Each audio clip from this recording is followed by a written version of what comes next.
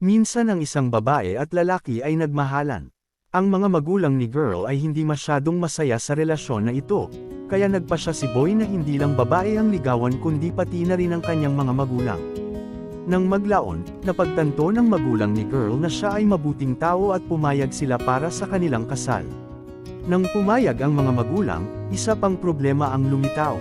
Si Boy ay nasa hukbo at hindi nagtagal ay sumiklab ang digmaan. Tinawag siya upang ipadala sa ibang bansa sa loob ng 1 taon. Linggo bago siya umalis, engaged na sila.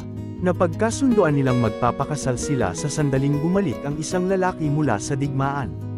Makalipas ang ilang araw, naaksidente ang babae. Pagkagising niya ay nakita niyang umiiyak ang kanyang mag-ina. Agad niyang nalaman na may mali.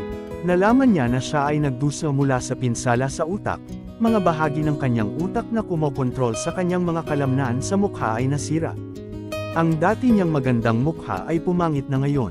Ang kanyang katawan ay natatakpan ng napakaraming sugat. Nang makita ang sarili sa salamin at ang kanyang mga sugat ay umiyak siya at sinabing, "Kahapon, maganda ako ngunit ngayon ay wala na ang lahat." Right there and then she decided to release her fiancé from their promise. Hindi niya gustong makita siya nitong ganito. Sa loob ng 1 taon, sumulat si Boy ng maraming liham, tumawag ng maraming beses ngunit hindi siya sumasagot. Pagkaraan ng 1 taon, pumasok si Girl Mother sa kanyang silid at sinabing, bumalik na siya mula sa digmaan. Nandito siya para salubungin ka. Sumigaw ang batang babae, hindi, mangyaring huwag sabihin sa kanya ang tungkol sa akin at hilingin sa kanya na umalis. Sinabi ni inay, ikakasal na siya at narito siya para ibigay ang kanyang imbitasyon sa kasal. Pagkasabi nito, iniabot sa kanya ni nanay, ang imbitasyon sa kasal ng lalaki. Ang batang babae ay malungkot, ang kanyang puso ay nalulumbay. Alam niyang mahal pa rin niya ito ngunit ngayon ay kailangan na niya itong kalimutan. Sa sobrang kalungkutan, binuksan niya ito. At pagkatapos ay nakita niya ang kanyang pangalan dito. Nalilitong tinanong niya ang kanyang ina, ano ito? Sakto namang pumasok ang binata sa kanyang kwarto na may dalang bouquet of flowers, lumuhad siya sa tabi niya at nagtanong, will you marry me? Tinakpan ni Girl ang kanyang mukha gamit ang kanyang mga kamay at sinabing, don't look. Please, I am not beautiful anymore.